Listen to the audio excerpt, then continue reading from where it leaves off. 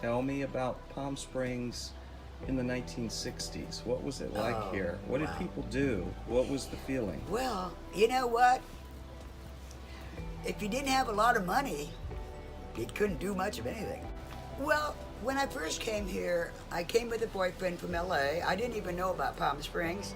And when I got here, we went to a lot of different golf tournaments. And what year was that? That would be 1962, next 63 approximately. What kind of people were you meeting back in the 60s? Every kind.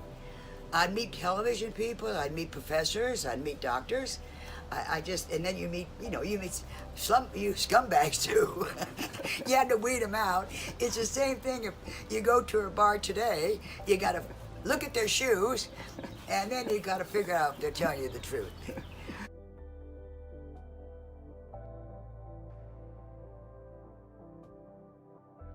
I was young. I'm a farmer's daughter, didn't know anybody, fed the pigs, did all that, fed the cows, chickens. And I said, there's gotta be something else. Came down and I saw all the palm trees with the lights and stuff. I went, what an oasis this is. It's beautiful. Did you ever stay in places like the Ocotillo Lodge? I did, actually, yeah. I'll tell you about the Ocotillo. It would come down a lot. And that place was, oh boy, was that buzzing. Was that the place to be? Yeah. Yeah. It was the place to be. But they did dress up. And there was still a lot of gloves and hats. Not a lot. It was kind of diminishing. But the women were in designer clothes, high heels. Yeah. And of course the golf clubs, when you had the golf tournaments, the bar was full of elegance. So did you wear a lot of miniskirts? Well, I tried to be good. I had to be careful because the miniskirt was kind of I didn't quite fit in. So my dresses got longer. I've seen you in pictures with miniskirt, wearing a miniskirt. I know. That was my love. Just like the boots are made for walking. That's what I did in Hollywood, but when I came here and I had to go to the country clubs,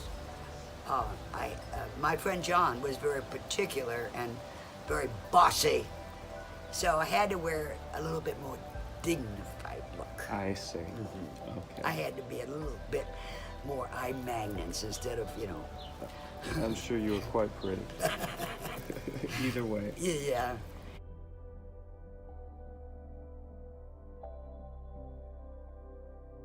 And for a farm girl like me, all this keeps getting better. My life kept getting better. And so I never forgotten about it. And then later, I broke up with him, but I came down all the time with my little sports car, and we danced at the Riviera, about wore out the floors. And at that time, there was the Desert Inn. They had a Chi-Chi Club. I can't remember everything. There was a place called the Howard Manor, which is not far from the Riviera. And we just danced all night. And there was so many people to dance with. Well, I worked for the biggest modeling agency in Los Angeles called Mary Webb Davis. And I was working actually as a employment director, getting people's jobs. A girl came in and said, Darlene, there's a job I just applied for that you would be great in. And guess what? I went down there and I got the job, just like boom. She said, put me in the chair.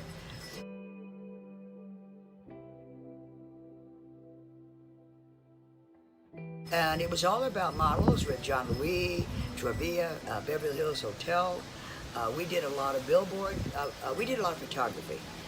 We did a lot of catalog photography.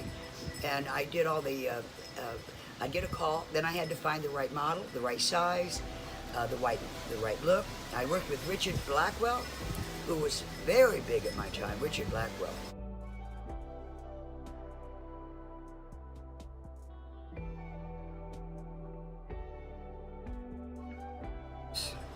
And then I would talk to the girls, and they fit the profile that I needed. 5'7", size 5, the whole thing.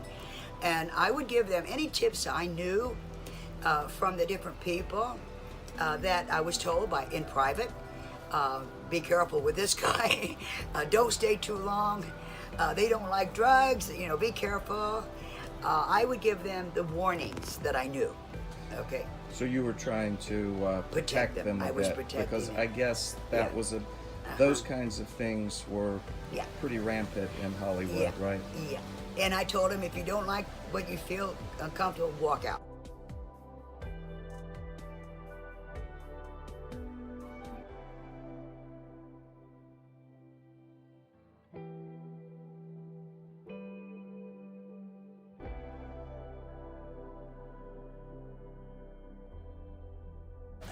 company would call him and say, we're going to shoot this afternoon, who do you have? And the good girls who got a lot of work would get up in the morning, get their makeup on, call me in the morning, and say, Darlene, I'm available if anything comes in. Those girls got lots of work by being ready. One of the things you have to do when you're a model, spontaneous, ready, the eyelashes on, the high heels, you got to be ready to go out the door. So that's where I came in. I didn't teach them how to walk or do anything. I gave them the ground, what to do with a particular company.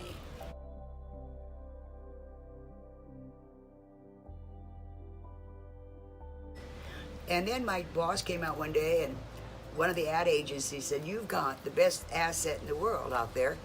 You better send it to the ad agencies and get work. Okay, my boots, you know, high heels, mini skirt, these. Out I went, not knowing much at all. And I brought in the business. You did. And How did you do that? Well, I would just walk in. I didn't know what to do. You know, the thing was, it was all about appearance, I think. I was dressed in the style of that Had day. nothing to do with your personality. Oh, yeah, that came out. That came out. And even a couple of the ad agencies said to me, boy, Darlene, you turned heads as you came in. I said, does that mean I'm going to get the job? She said, you got it.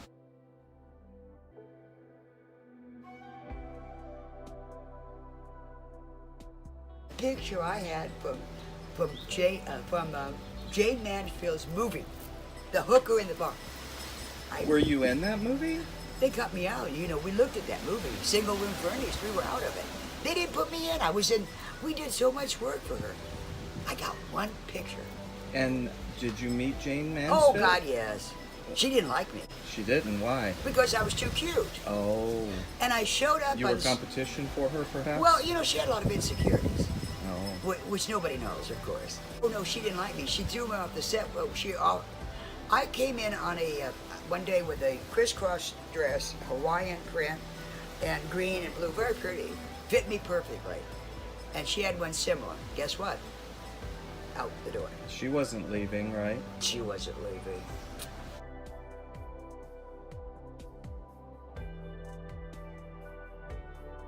I met a lot of people in Hollywood Squares. You know, I met Paul Lynde and all those people. So what was Paul Lynde like? Oh, Paul Lynde was funny when he walked in the door.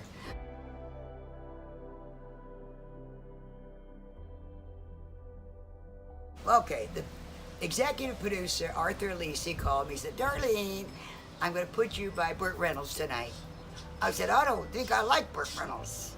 Well, I tell you what, wonderful. He was delightful. I met so many people, and they were dramatic and outgoing, and I was at the studios and behind the scenes. I would go, since my boss knew everybody, we would go watch movies being produced that we weren't involved with because we didn't do movies. And, you know, it was great, you know, going back there and watching Peter Sellers, for example.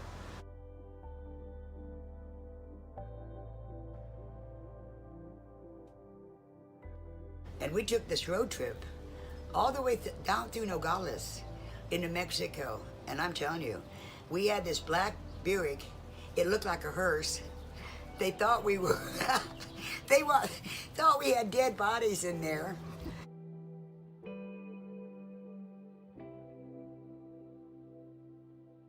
But we stayed for places like $2, $3 a night, including food.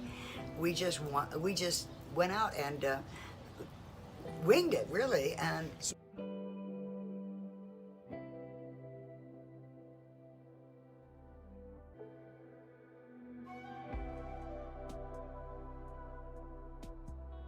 he was in Seattle. Yeah. I was in Long Beach. Yeah. He picked me up and he said, we're going to Mexico.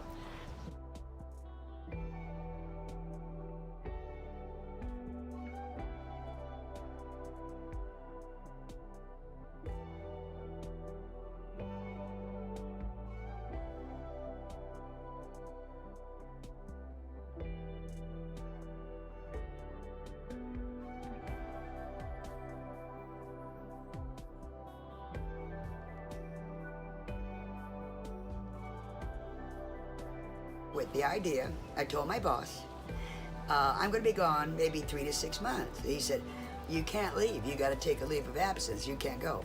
I said, I'm going. I'm booked. So I went, and it was so much fun. I did 19 countries on my own, and I worked in a, I probably should say this, but I got a job in a boutique called Barrow in Florence. Can you believe that?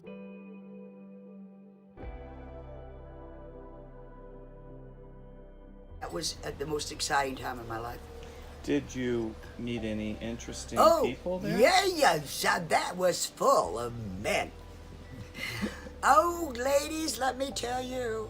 I guess you were quite a looker. I was great looking. You but still are. I didn't know it. It was wonderful. I fell in love on every corner. Did you have a steady boyfriend? I did at one time. His name was Paolo Bigazzi. And in between all that, there were others. We went to Monte Carlo. I stood very close to Prince Rainier and Grace Kelly. It was a beautiful trip.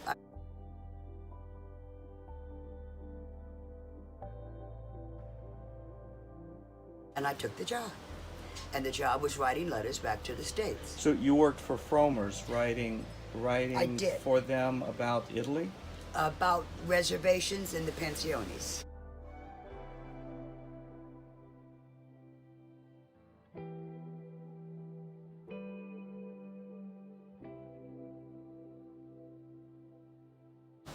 Perseverance.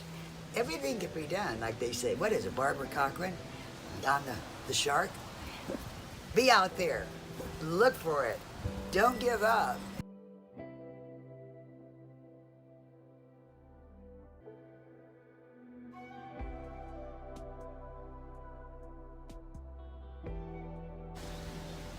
Boy, I wish I could just flash back and live a couple weeks of that, Daryl. You know what I mean? I have my eyes open now.